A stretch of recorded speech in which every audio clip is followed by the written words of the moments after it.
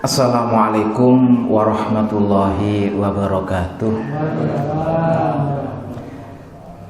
Innal hamdalillah nahmaduhu wa nasta'inuhu wa nastaghfiruh wa na'udzu billahi min shururi anfusina was sayyiati a'malina may yahdihillahu fala hadiyalah wa may yudlil fala hadiyalah.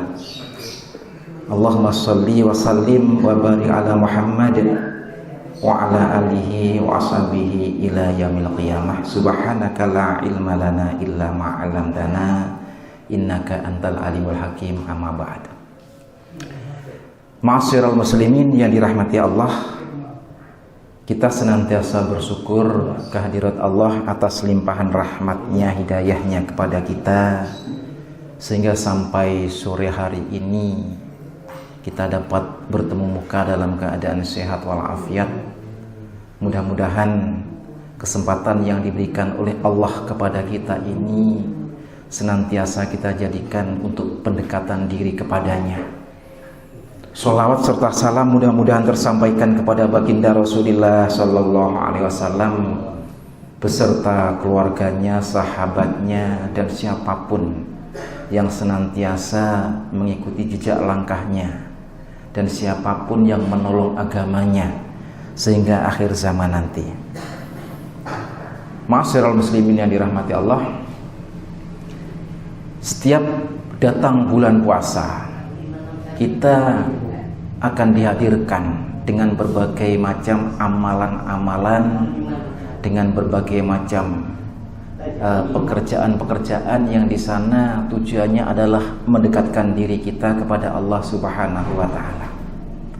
Maka di antara amalan-amalan yang sangat digandrungi oleh seluruh pemeluk Islam di seluruh dunia ini, di samping amalan-amalan wajib juga amalan-amalan sunnah, di antaranya adalah melaksanakan satu kegiatan yang disebut dengan iktikaf.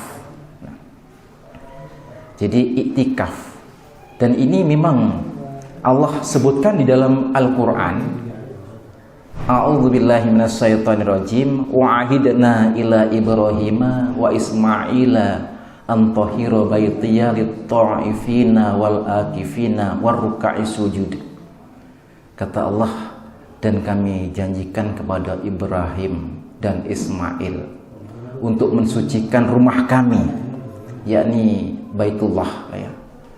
Untuk siapa disucikan rumah-rumah itu? Untuk orang-orang yang tawaf, untuk orang-orang yang beriktikaf, dan juga untuk hamba-hamba Allah yang melaksanakan sholat, artinya ruku dan sujud. Ini sudah diisyaratkan oleh Allah Subhanahu wa Ta'ala. Isyarat ini sifatnya adalah umum. Jadi kapanpun, saat bagaimanapun, itu silahkan ya. Kemudian di dalam puasa ini ada istilah yang khusus ya, iktikaf yang ada di bulan puasa. Kata Allah, kulu wasrobu hatta yatabayyana lakumul khaytul abyadu minal khaytil aswadi minal fajr fala tubashiruhunna thumma atimus syama ila lail fala tubashiruhunna wa antum akifuna fil masajid. Makan, minumlah sehingga nampak perbedaan antara benang putih dengan benang hitam sebagai tanda terbitnya fajar. Dan jangan engkau dekati istri-istri kamu ya, sedangkan engkau iktikaf di dalam masjid. Maka perintah ini adalah satu perintah yang khusus ketika datang bulan Ramadan. Sehingga ma'asyiral muslimin, yang namanya iktikaf ya, itu sebenarnya bukan saja dimulai pada 10 terakhir di bulan Ramadan. Di luar bulan Ramadan pun juga demikian. Artinya boleh kapan-kapan kita melaksanakan iktikaf. Namun apa yang telah dilaksanakan oleh Rasulullah Sallallahu Alaihi Wasallam begini dalam satu riwayat, Rasulullah itu pernah 10 bulan pertama, artinya 10 hari pertama di bulan Ramadan itu melaksanakan iktikaf. Kemudian dilanjutkan dengan 10 hari kedua di bulan Ramadan melaksanakan iktikaf. Nah, kemudian turun Jibril, "Ya Muhammad, sesungguhnya Lailatul Qadar itu ada di 10 hari terakhir bulan Ramadan." Maka berdasarkan inilah Rasulullah Sallallahu Alaihi Wasallam selalu melaksanakan iktikaf di bulan Ramadan itu. Yang paling dia minati, paling dia sayangi, dia senangi, itu adalah 10 hari terakhir di bulan Ramadan. Bahkan disebutkan di dalam hadis, kata Aisyah radhiyallahu an, kalau sudah masuk 10 hari terakhir di bulan Ramadan itu Rasulullah Sallallahu Alaihi Wasallam mengencangkan sarungnya, menghidupkan malamnya, membangunkan istri-istrinya. Nah, jadi kesimpulannya begini, yang namanya iktikaf itu tidak ada batas waktu dan tidak ada batas-batas tentang amalan-amalan yang ada di dalamnya. Yang jelas iktikaf itu adalah bagaimana kita mampu untuk berdiam diri di dalam masjid, dan di sana dengan tujuan adalah mendekatkan diri kepada Allah Subhanahu wa taala, ya. Ada satu takrif daripada iktikaf sendiri, yaitu ihtibasun nafsi anil amaliyatil adiyah fit dunyawiyah liqurbi ilallahi ta'ala wabtaghi mardati. Jadi pendekatan jiwa, pembatasan kegiatan-kegiatan jiwa ini dengan amalan-amalan yang biasa dilakukan. Tentunya sudah amalan-amalan keduniaan, itu sudah biasa kita lakukan, itu dibatasi, ya. Diganti dengan amalan apa? Amalan-amalan yang di sana mendekatkan diri langsung kepada Allah Subhanahu wa taala dan juga mengharap ridhonya. Dan karena ini adalah amalan yang mendekatkan diri kepada Allah Subhanahu wa taala, ingin mengharap ridhonya, maka amalan-amalan itu disebutkan wa antum akifuna fil masajid. Sebaik-baik iktikaf itu adalah di dalam masjid, ya. Wa antum akifuna fil masajid. Oleh karena itu, karena iktikaf ini di dalam masjid, maka banyak orang yang bertanya, sampai mana batas masjid itu sebenarnya? Di sanalah ada beberapa pendapat. Apakah musola itu termasuk masjid, ya? Apakah ketika masjid itu tidak cukup kayak sekarang ini, di bawah masjid kita itu termasuk masjid? Bahkan di masa pandemi ini, ya, di masa pandemi ini banyak orang yang sholat karena masjidnya tidak cukup. Ya, saya lihat di Lampung, di Dilem itu sholat Jumat itu sampai di jalan raya. Apakah dia itu termasuk masjid?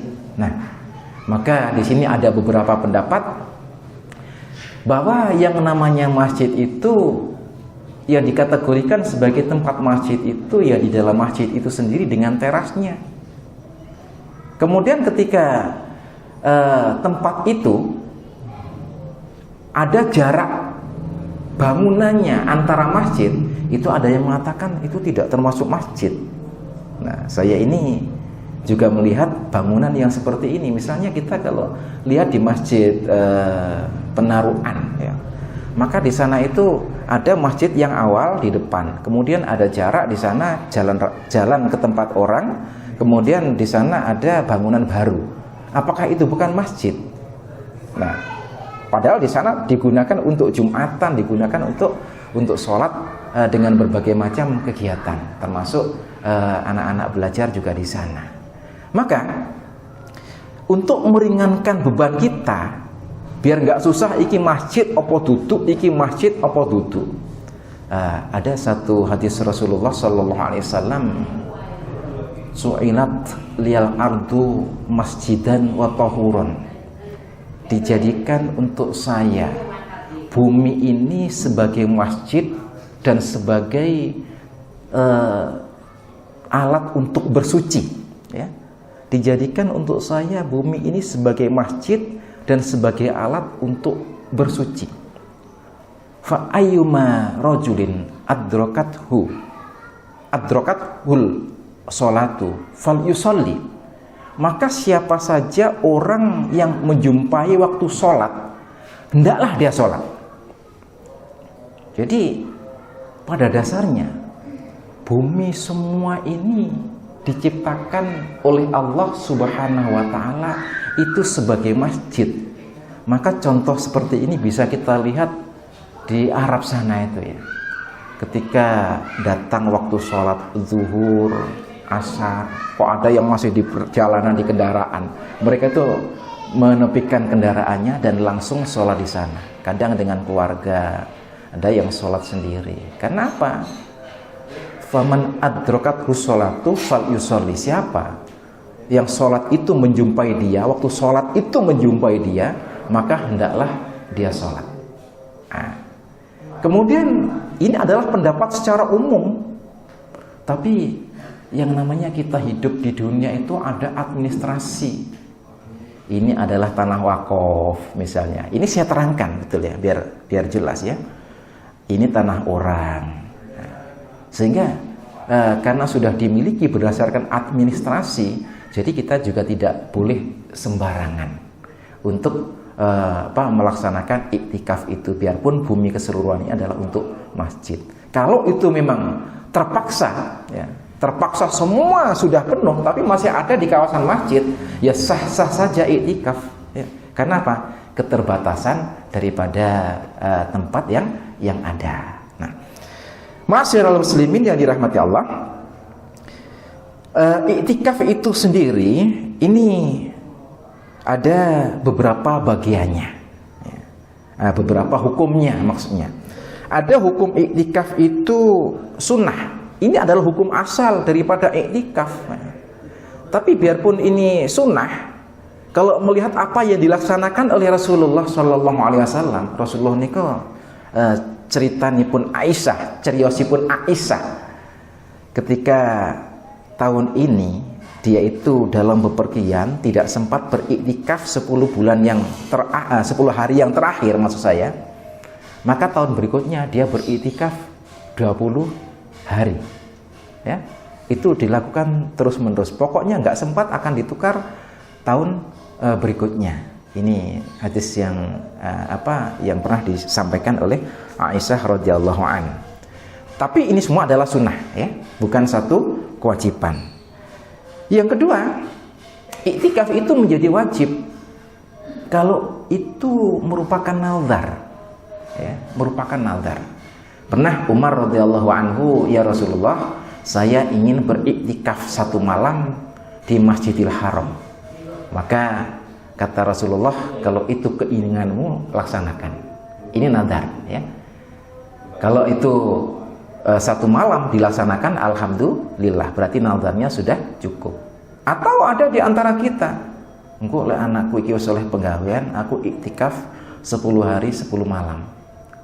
Nah, misalnya saya iktikaf 1 bulan, itu terserah.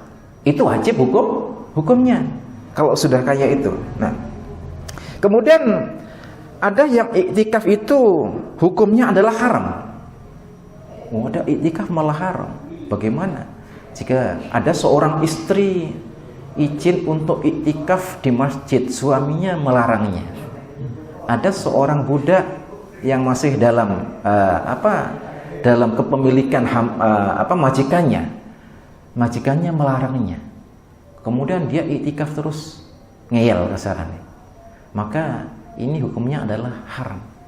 Oleh karena itu, untuk ibu-ibu terutama ini harus izin suami dulu ketika mau iktikaf. Nah, ada makruh, ya memang iktikaf dia, cuma di antara perempuan itu kadang-kadang menimbulkan fitnah di sana.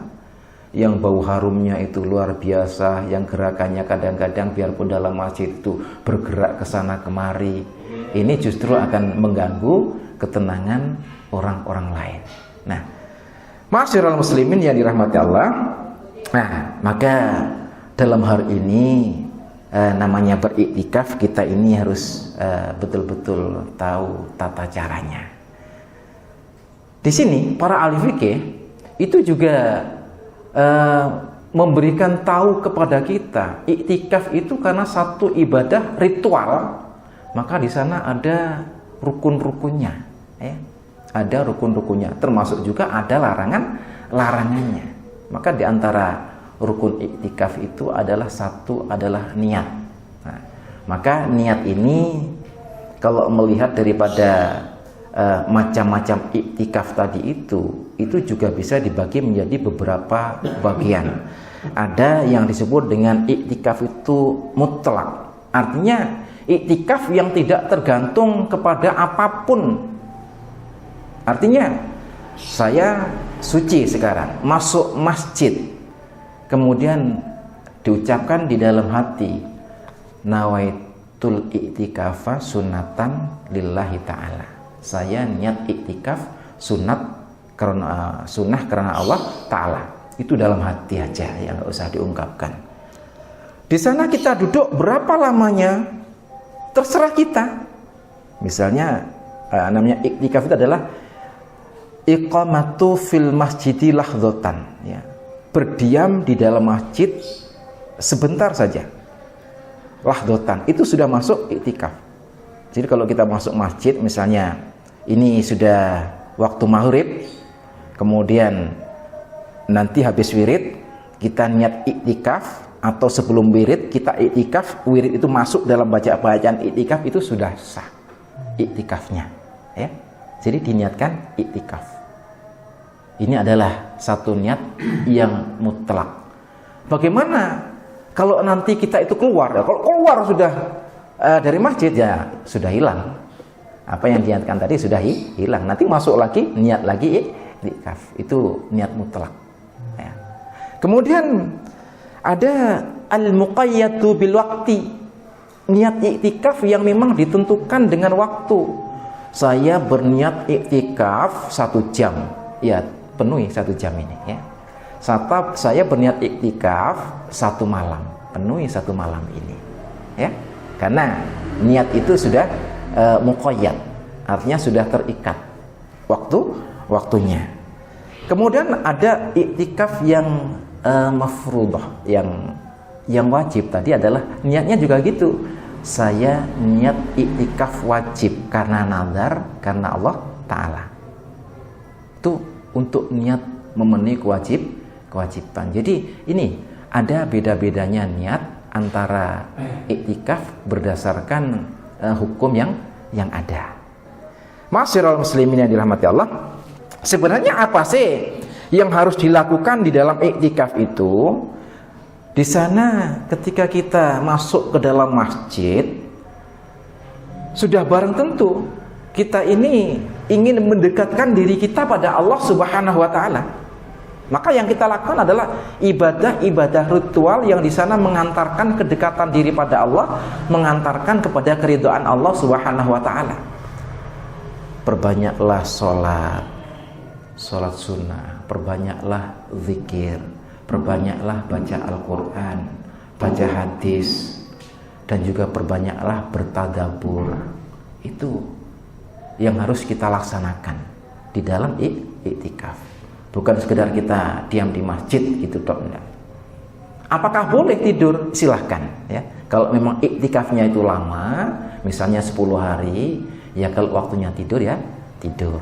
Tapi ini memang kalau bisa disuruh mengurangi. Sebab apa? Ketika kita tidur terlalu panjang, ini akan mengurangkan kedekatan kita pada Allah Subhanahu wa Ta'ala, terutama dalam bentuk zikir. Sehingga Imam Ghazali rahimahullah ta'ala ini menuliskan adab-adab di dalam beriktikaf. Nah, kata Imam Ghazali, yang pertama adalah dawamu dzikri, ngelanggengne eling nang Gusti Allah, ya, ngelanggengne eling nang Gusti Allah. Zikir subhanallah, subhanallah, subhanallah, alhamdulillah, alhamdulillah. Atau zikir-zikir yang lain. hasbunallah wa ni'mal wakil, ni'mal maula wa ni'man nasir, atau zikir lain, la ilaha illallah, la ilaha illallah, Allah Allah Allah Allah, la haula wala quwata illa billah. Semua yang memuji Allah Subhanahu wa taala itu silahkan.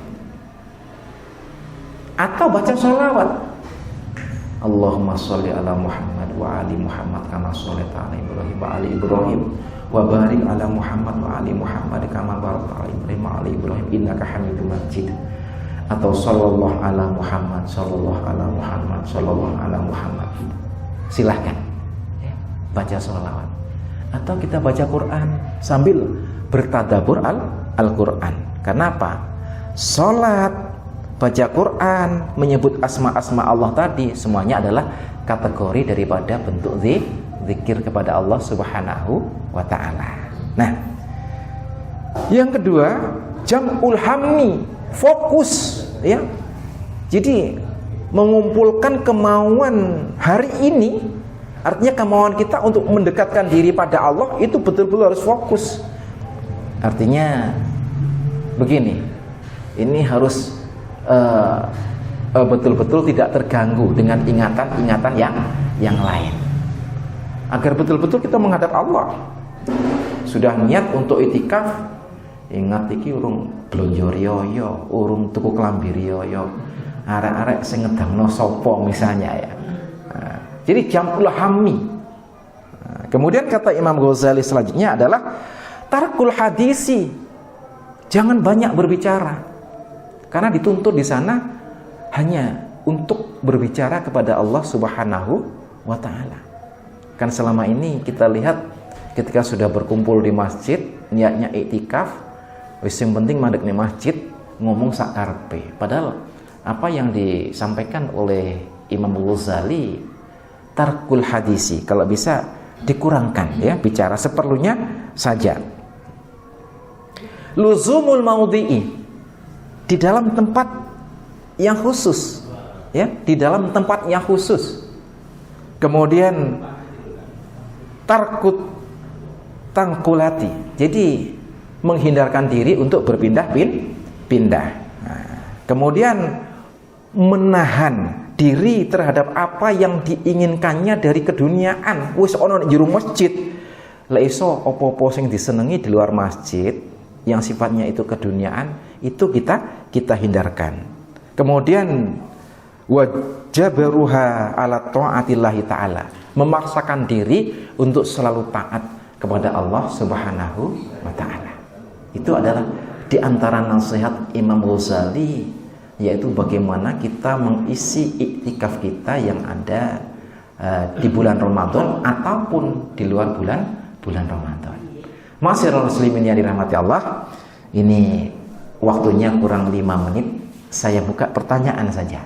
Nah, ya, monggo. Kalau ada pertanyaan, monggo. Gak apa-apa, nanti biar diedit oleh awas artikan.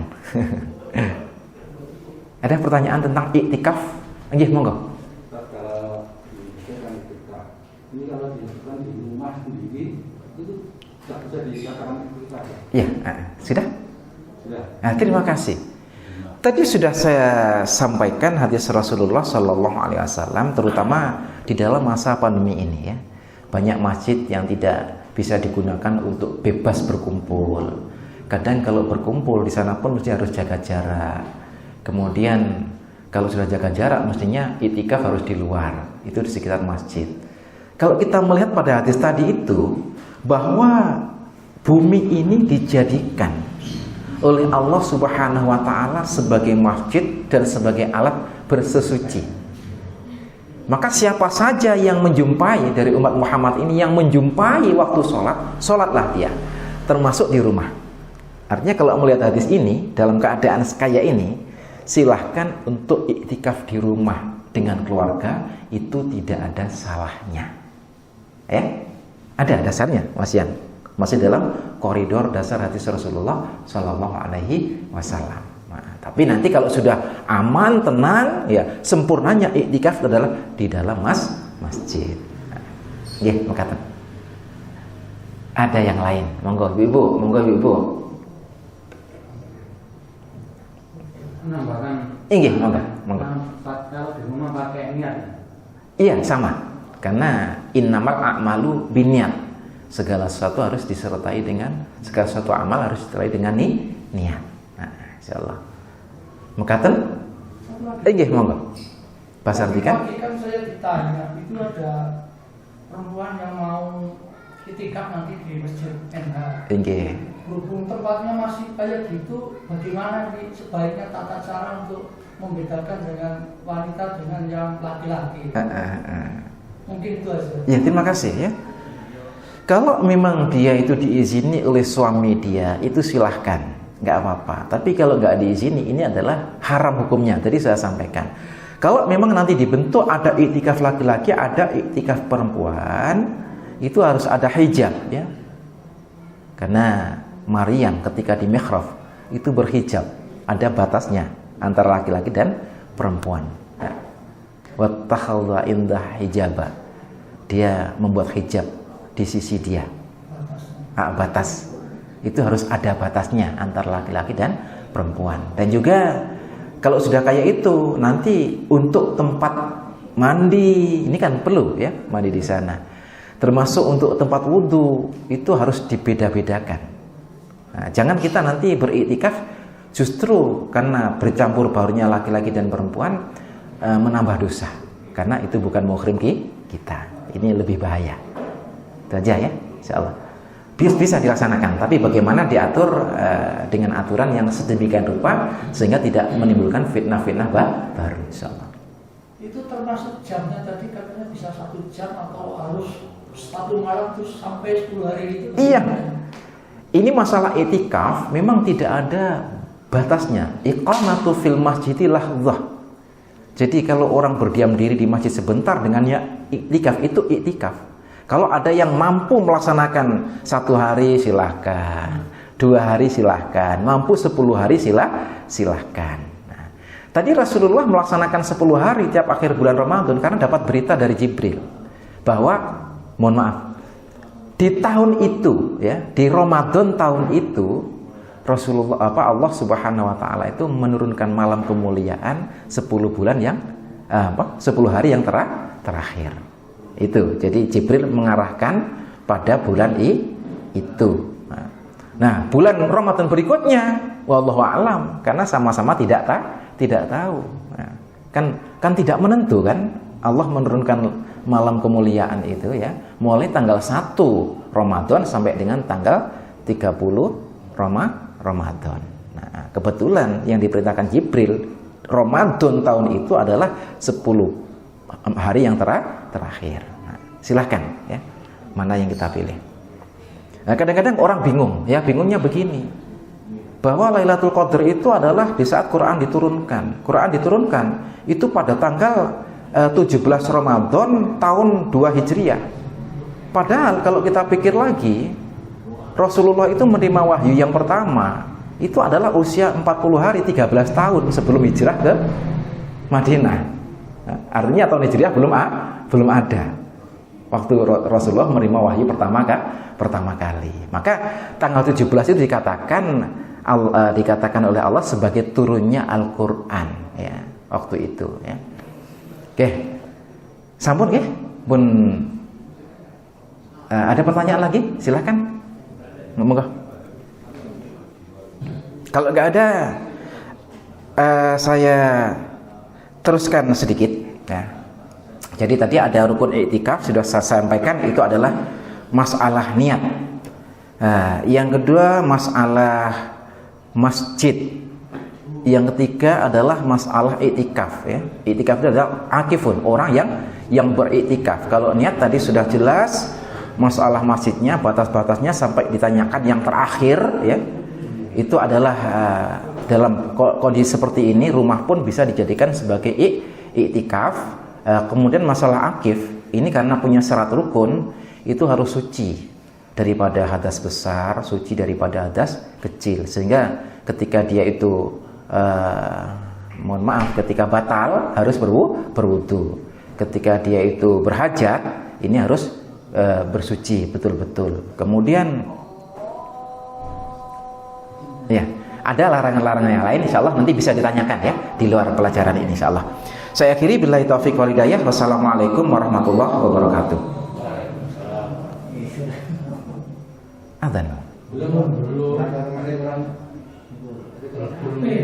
Oh iya, oh HP tadi itu. Ya, gak apa-apa, tanyakan aja, tanyakan. Nah, gak apa-apa, kita buat tanya jawab saja. Iya, monggo. Itu kalau kita mau sholat Jumat, itu kan kadang kita dulu. Kita langsung niat iktikaf atau nunggu setelah selesai sholat itu nanti. Kalau kita datang, sholat ke masjid. Iya. Kemudian kita niat iktikaf, itu termasuk sampai nanti sholat Jumat itu termasuk dihitung iktikaf atau gimana itu? Iya, kalau kita niatkan, misalnya kita datang tahiyatul masjid ya, kemudian niat iktikaf, ini masih dihitung iktikaf terus. Ya. Jadi habis kita sholat tahiyatul masjid ya, itu masih dihitung. Kalau kita niatkan iktikaf, dihitung sebagai iktikaf sampai akhir. Kita nggak pindah kemana-mana sampai kita sholat Jumat. Insyaallah demikian, ya. Terima kasih. Nah, monggo ibu-ibu, monggo. Kita teruskan aja. Sampun, mboten enten. Mboten kula akhiri. Billahi taufik wal hidayah. Wassalamualaikum warahmatullahi wabarakatuh. Waalaikumsalam.